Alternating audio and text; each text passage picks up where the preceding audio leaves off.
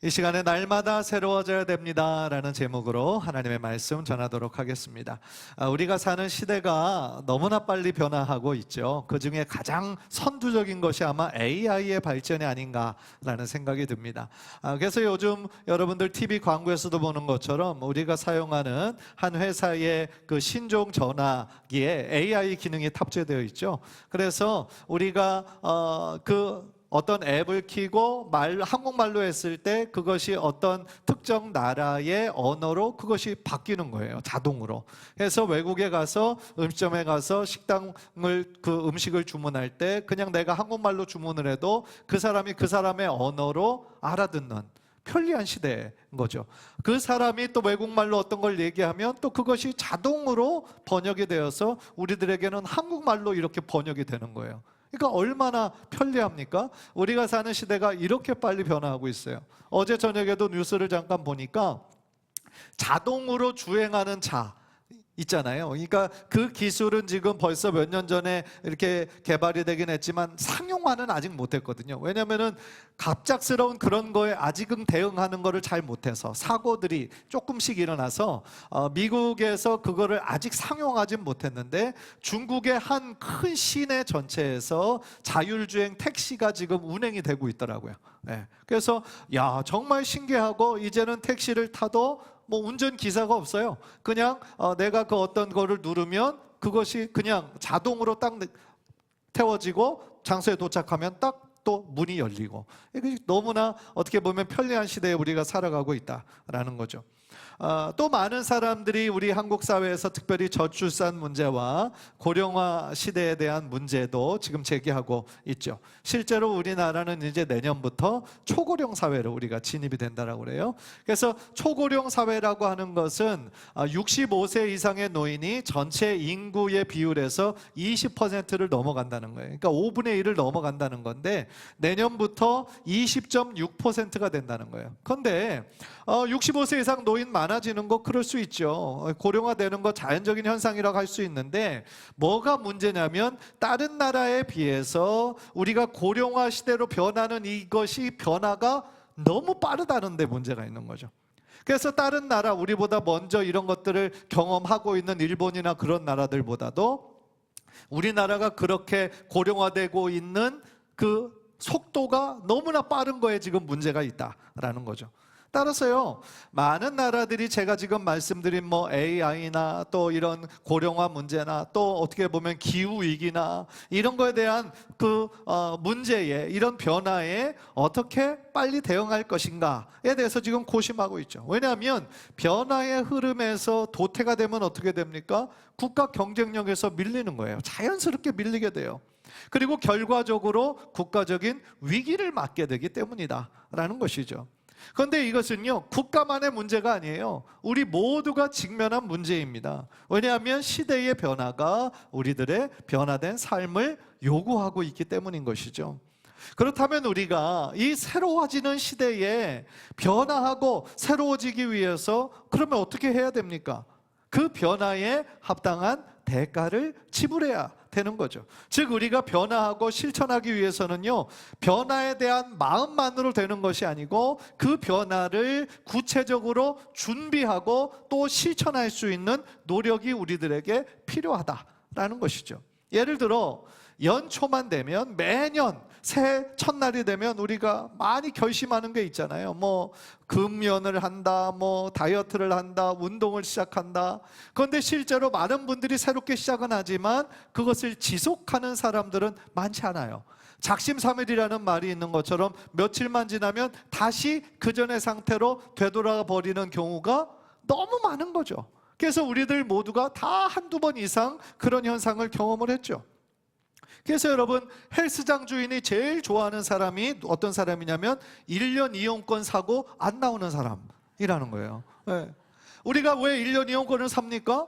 3개월, 6개월 사는 것보다 훨씬 많이 싸게 해주잖아요. 그러니까 경제적으로 이것이 이득이 되는 것 같아서 또 내가 열심히 운동할 거니까, 하루도 빠짐없이 갈 거니까 1년 이용권을 사는 거예요. 그런데 운동하고 나면 어때요? 뻐근하죠. 그죠? 몸이 막 힘들고 피곤하고 죽을 것 같고, 그러면서 귀찮아지기 시작하고 안 가는 거죠. 그러면서 그러니까 헬스장주인은 1년치 돈은 다 받았고 사람은 안 나오고 개이득인 거죠. 얼마나 좋겠어요. 그러니까 따라서 우리가 변화하고 새로워지기 위해서는 변화에 대한 마음만으로는 절대로 변화가 일어나지 않는 거예요.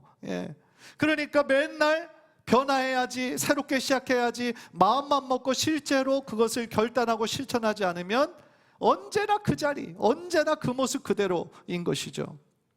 따라서 우리가 변화에 대한 그것을 우리가 깨달았다고 한다면 그것을 우리들의 삶으로 구체적인 결단으로 잇는 우리들의 실천이 중요하다. 그것이 어떻게 보면 오늘 본문에서 우리들에게 강하게 요구하시는 하나님의 뜻이 아닐까라는 생각을 하는 거예요.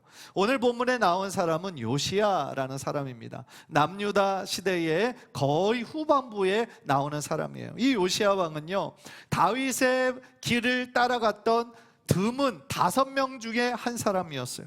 그러니까 북이스라엘과 남유다에 약 40명의 왕들이 있었지만 그 많은 왕들 중에서 다윗의 길을 따라갔던 사람은 5명 뿐이었어요.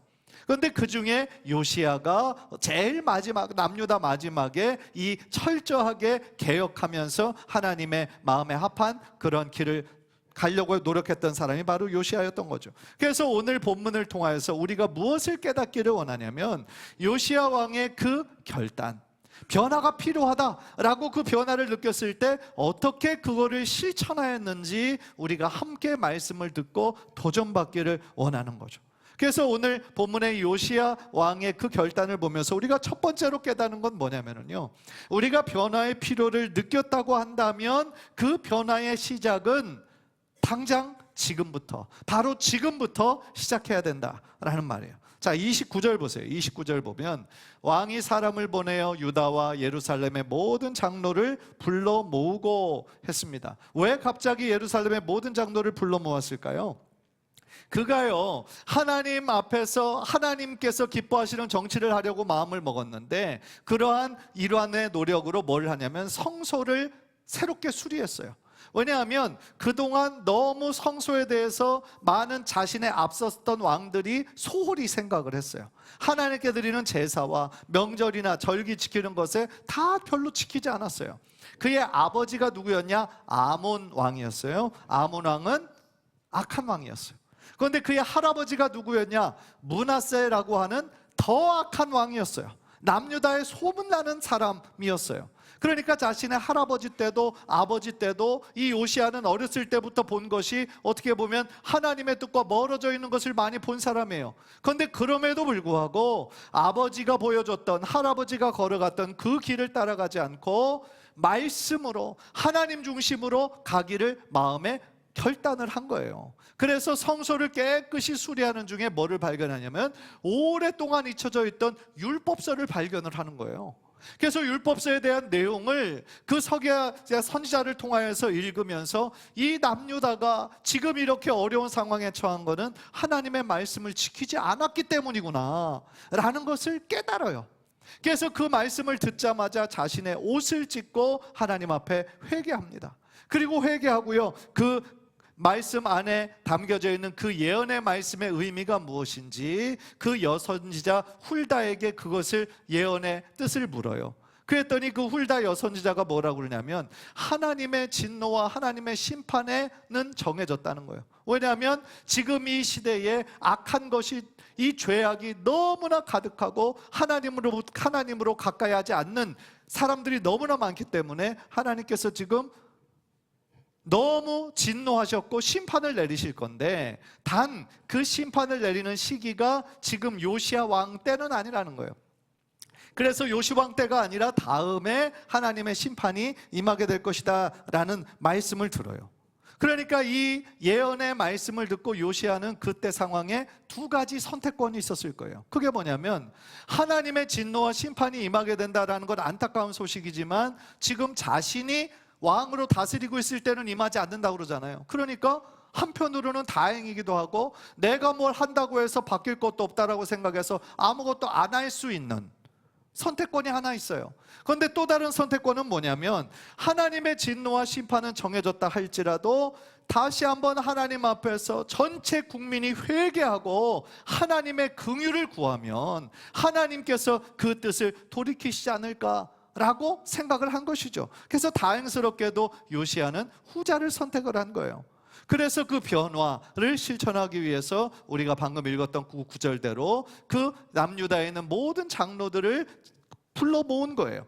그러니까 장로들이라고 했을 때 한 지파나 성읍을 대표할 수 있는 원로들인 거죠. 그러니까 그들에게 지혜를 구하는 거예요. 그래서 함께 하나님 앞에서 우리가 너무나 죄를 많이 져서 하나님의 진노를 우리가 좀 있으면 사게 되고 심판을 당하게 될 때 우리가 지금 이 상황에서 무엇을 어떻게 해야 되겠는가? 라고 그 지혜를 묻는 거예요. 그래서 그 장면을 통해서 참 이 요시야는 참 지혜로운 왕이었구나, 결단력이 있는 지도자였다라는 것을 깨닫게 되는 거예요. 왜냐하면 제가 제일 초반부에도 말씀드렸던 것처럼 매번 생각만 하면 뭐 하겠어요?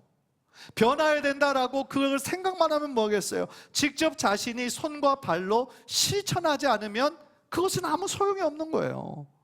따라서요, 예수님도 마태복음 7장 21절에서 이런 말씀을 하셨어요. 우리 한번 다 함께 읽을까요? 시작. 나더러 주여 주여 하는 자마다 다 천국에 들어갈 것이 아니요 다만 하늘에 계신 내 아버지의 뜻대로 행하는 자라야 들어가리라. 무슨 말씀이에요? 입으로는 주여 주여 할 수 있어요. 습관적으로, 전통적으로, 형식적으로 할 수 있어요. 주여라고 부르는 건 뭐예요? 예수님이 나의 주인이십니다. 하나님이 나의 인생의 창조주이시고 나의 삶을 주관하시는 분이십니다라는 고백 아닙니까? 그런데 입으로는 주여 주여 하면서 실제적으로 사는 거는 내가 내 인생의 주인인 것처럼 내가 주도권을 가지고 살아가는 사람이 너무나 많잖아요. 그러니까 주님을 주님으로 여기지 않는 거죠. 입으로만 부르는 거죠. 그런데 예수님은 뭐라고 말씀하십니까? 그런 사람이 천국에 들어갈 것이 아니라 어떤 사람? 하늘에 계신 하나님의 뜻대로, 하나님 아버지의 뜻대로 행하는 자라야 들어가리라 라고 말씀을 하는 거예요. 그러니까 그 얘기는요, 우리가 단순히 교회만 주일날 왔다 갔다 한다고 해서 우리들에게 하나님의 구원이 임하고 영생에 대한 그런 것이 우리들에게 자동적으로 주어지는 것이 아니라는 거죠. 우리가 교회만 왔다 갔다 하는 사람은 교인이죠. 교인, 그죠?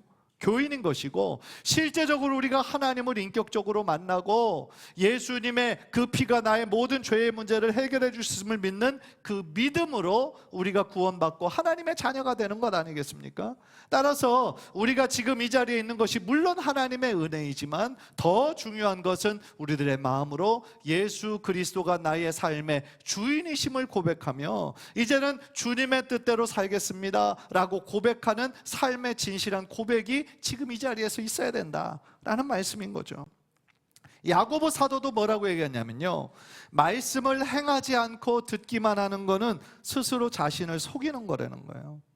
그러니까 말씀을 들어서 이 말씀이 이 말씀이구나 다 듣고 이해하는 데서 멈추고 실제로 그 말씀대로 살지 않으면 자신을 속이는 거라는 거예요.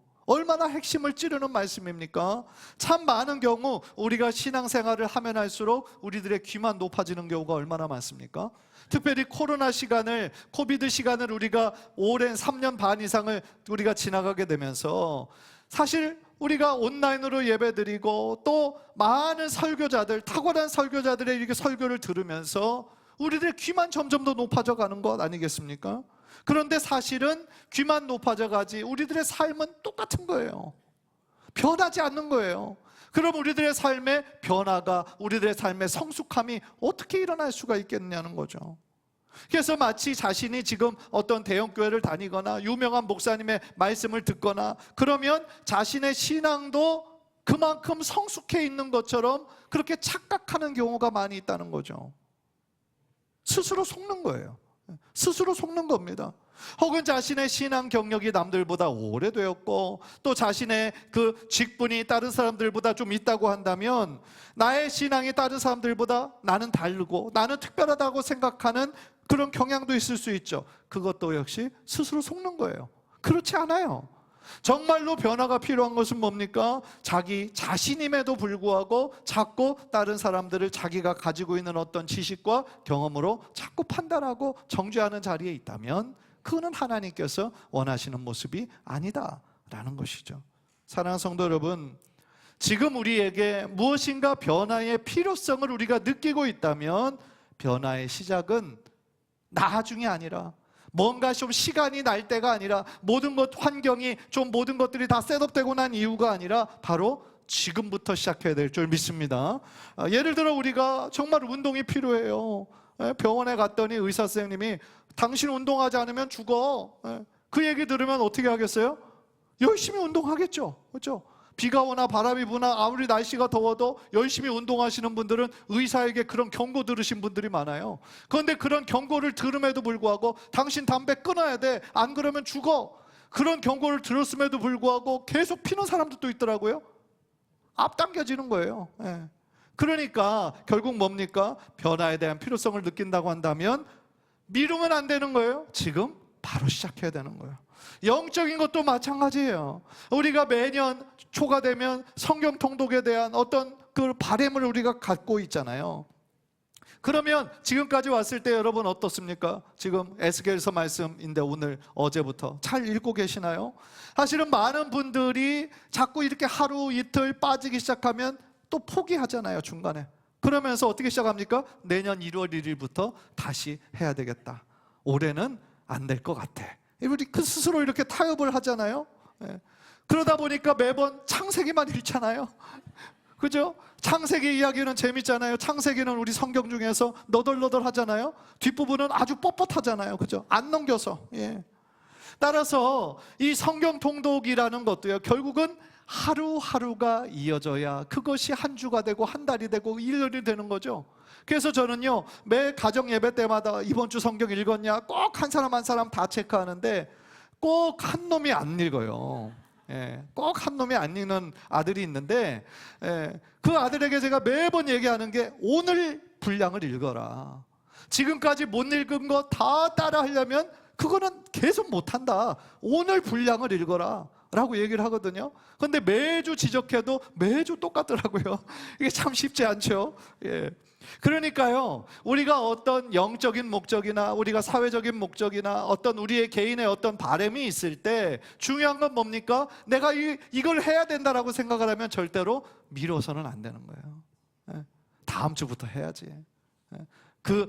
다음 달부터 해야지. 이것이 미루기 시작하면 평생 이루지 못한다라는 거죠. 따라서 변화의 시작은 바로 오늘부터, 바로 지금부터 시작을 해야 된다는 거예요. 요시야 왕이 지금 자신의 나라와 민족이 하나님 앞에 범죄했음을 깨달았잖아요. 말씀을 통해 깨달았잖아요. 그래서 어떻게 했습니까? 자신의 옷을 찢고 회개했잖아요. 그러면서 어떻게 했어요? 장로들을 곧바로 불렀잖아요. 그래서 우리가 어떻게 개혁해야 될 줄을 지혜를 나누었잖아요. 마찬가지예요. 우리도 어떤 변화가 필요할 때 맨날 생각만 하지 말고 기도하면서 실천해서 여러분들의 삶의 작은 영적인 변화와 영적인 열매들을 하나하나 발견하고 또 하나님께 큰 영광 올려드리는 저와 여러분의 삶이 되기를 주님의 이름으로 간절히 축복합니다. 두 번째로 요시야 왕에게서 이 개혁의 모습에서 배울 수 있는 두 번째는 뭐냐면요, 모든 백성들과 함께하는 개혁이었다라는 거예요. 저는 함께하는 개혁이라는 이 함께하는이라는 말이 굉장히 중요하다라고 생각을 합니다. 왜냐하면 왕이잖아요. 절대 권력이 있잖아요. 위에서부터 강제적으로 법으로 법령으로 실행할 수 있겠죠. 이렇게 안 하면 어떤 군대를 동원해서 경찰을 동원해서 이렇게 너희들을 처벌하겠다, 강하게 밀어붙일 수도 있었겠죠. 그런데 여러분, 제일 처음 시작은 그렇게 할 수 있을 줄 몰라요. 그런데 백성들이 거기에 대해서 공감하지 않고 한마음이 되지 않으면 어떻게 될까요? 흐지부지 돼요. 위로부터의 개혁은 늘 한계가 있어요.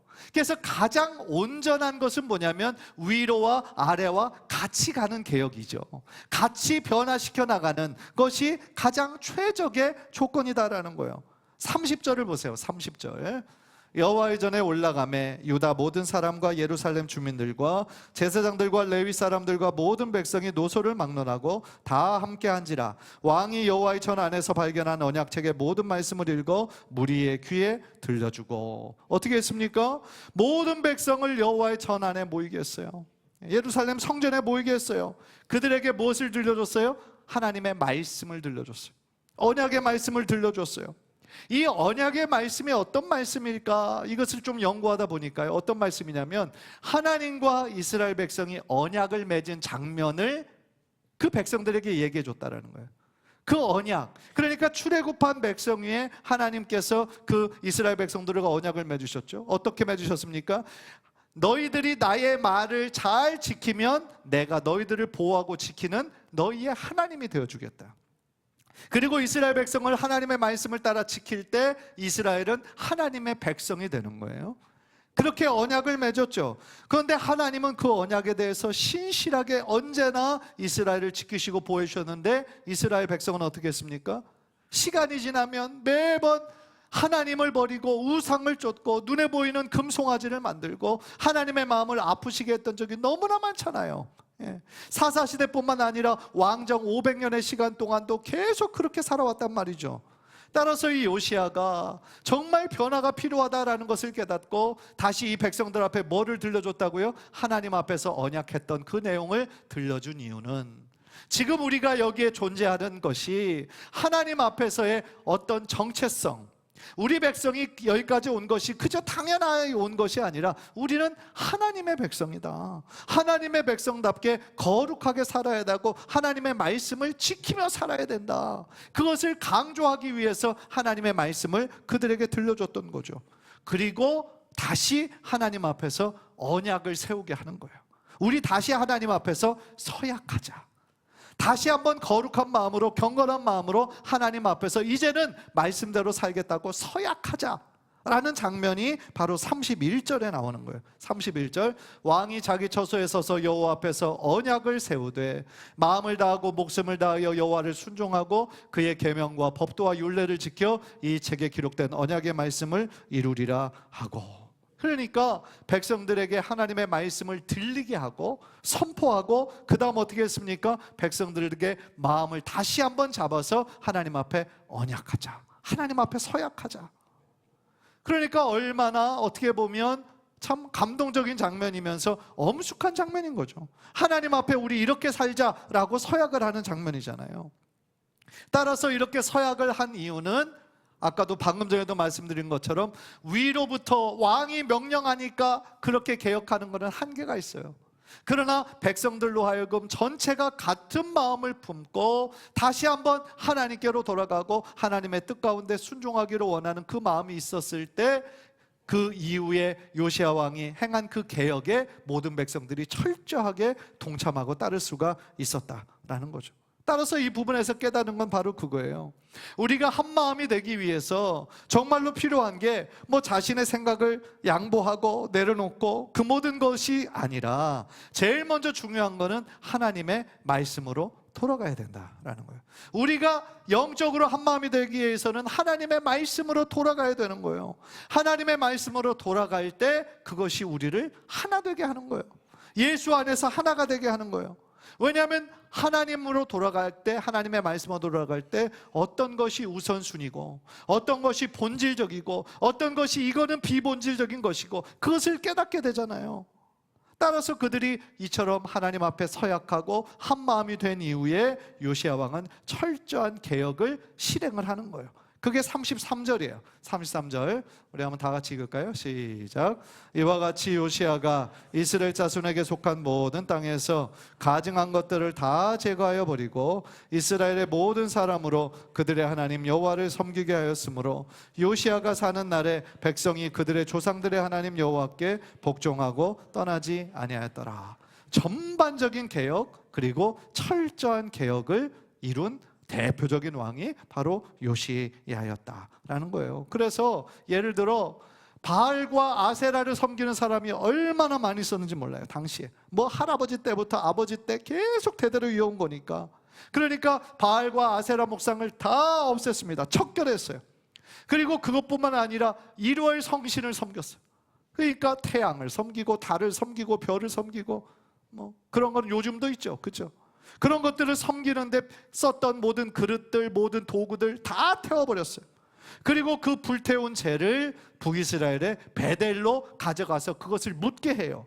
여러분, 베델은 어떤 곳이냐면 역사적인 곳이죠. 그러니까 아브라함이 제일 처음 제단을 쌓았던 곳이기도 하고요. 야곱이 정말 자신의 형 에서의 위협을 피해서 이렇게 라반의 집으로 갈 때 그 중간에 하나님을 만나고 이곳에 하나님이 계시는 걸 내가 몰랐다 하면서 그곳에 제단을 쌓고 하나님께 약속하잖아요. 그 장소가 베델이었어요. 그러니까 베델이라는 장소는 굉장히 영적으로 역사적으로 의미가 있는 곳이었죠. 그런데 그곳이 어떻게 변했냐면 북이스라엘과 남유다로 이렇게 분열 왕국이 되면서 북이스라엘의 여로보암 왕이 그 당시에 그 법이 뭐였냐면 모든 예배는 하나님의 거룩한 이름을 두려고 두신 곳 예루살렘 성전에서 하나님께 제사하고 하나님을 만나는 게 법이었어요. 그런데 그 북이스라엘과 남유다로 완전히 나라가 분열이 되는데 이 예루살렘은 어디에 있냐면 남유다에 있어요. 그러니까 여로보암 왕이 생각할 때에 제사를 드린다고 안식일을 지킨다고 자신의 백성들이 자꾸만 남유다로 내려가게 되면 백성들의 마음을 뺏기지 않을까 두려웠던 거예요. 그러니까 너희들 예루살렘으로 가지마, 남유다로 가지마, 내가 이곳에 하나님께 제사할 수 있는 곳 만들어줄게 라고 해서 자기 마음대로 단을 쌓은 곳이 베델과 단이었어요. 그런데 그곳에 하나님을 섬기는 제단이 아니라 금송아지를 갖다 놓고 이것이 너희의 신이다, 이 예배해라 그랬단 말이죠. 그러니까 베델과 단은 우상 숭배를 하는 아주 험악한 장소가 되어버렸던 거죠. 따라서 요시야 왕은 그런 의미를 다 알고 있었기 때문에 모든 우상들, 그리고 그 우상들을 섬기는 데 쓰였던 모든 도구와 모든 기구들을 다 불태워서 그 재를 베델에다 갖다 놓은 거는 뭐예요? 이제부터 더 이상 베델은 우상을 숭배하는 곳이 아니고 다시 하나님을 섬기는 그런 장소가 되게 하겠다는 요시야 왕의 강한 개혁의 의지였던 것이죠. 그리고 곳곳에 있던 산당, 그 산당들을 헐어버리고 산당을 섬기던 제사장들 다 내쫓아버리고 정말 철저한 개혁을 이루었던 왕이 바로 요시야 왕이었다라는 거죠. 사랑하는 성도 여러분, 이처럼요 우리가 주님 안에서 완전히 새로워지기 위해서는요 제일 먼저 해야 될 것이 있어요. 과거와의 결별, 무엇보다도 나를 지배하고 있던 그 죄에서부터, 죄의 뿌리에서부터 완전히 해방되는 것이 필요해요. 그런데 내 안에 뿌리를 깊이 내린 그 죄, 잘못된 습관들, 그러한 것들을 끊어내기 위해서는 하나님 앞에 철저히 회개하는 수밖에 없는 거죠. 왜냐하면 우리가요 그 죄의 모습을 회개하지 않고 해결하지 않고 하나님께 나아간다고 할 때 하나님께서 우리의 기도를 응답하실 수가 없어요. 왜냐하면 하나님은 거룩하신 분이시기 때문에 우리가 죄에 있는 모습을 해결하지 않고 하나님께 나올 때 우리들의 기도를 응답하실 수가 없는 거예요. 따라서 우리가 하나님 앞에 다시 한번 우리들의 마음을 드리고 헌신하며 나아가기 전에 무엇보다 하나님께 나의 모든 죄의 문제를 회개하는 것이 제일 먼저다라는 거예요. 그래서 그것이 우리와 하나님 사이를 가로막지 못하도록 그 모든 죄의 문제를 철저히 해결해야 된다. 그래서 요시야 왕이 이렇게 철저한 개혁을 일으켰던 것이죠. 또 하나의 적용점이 있어요. 우리가 하나님 앞에 새롭고 변하기 위해서는 나 혼자만의 힘으로는 부족하다라는 거예요. 나 혼자만의 의지로 하기에는 우리는 너무 의지가 약한 거예요. 따라서 어떤 중요한 뜻을 세우고 내가 변해야 되겠다는 마음을 먹었으면 그것을 함께 해줄 수 있는 사람들이 필요한 거예요. 그러니까 예를 들어서 여러분들이 내가 운동할 때 같이 하는 거예요. 내가 혼자 아침에 일찍 일어나서 달리기를 한다 그러면 한 번, 두 번은 가능해도 나중에는 피곤하고 귀찮고 안 하게 되잖아요. 그런데 같이 하는 사람들이 있으면 또 하게 되죠. 왜냐하면 다른 사람들과 약속한 게 있잖아요. 또 자꾸 빠지게 되면 창피하잖아요.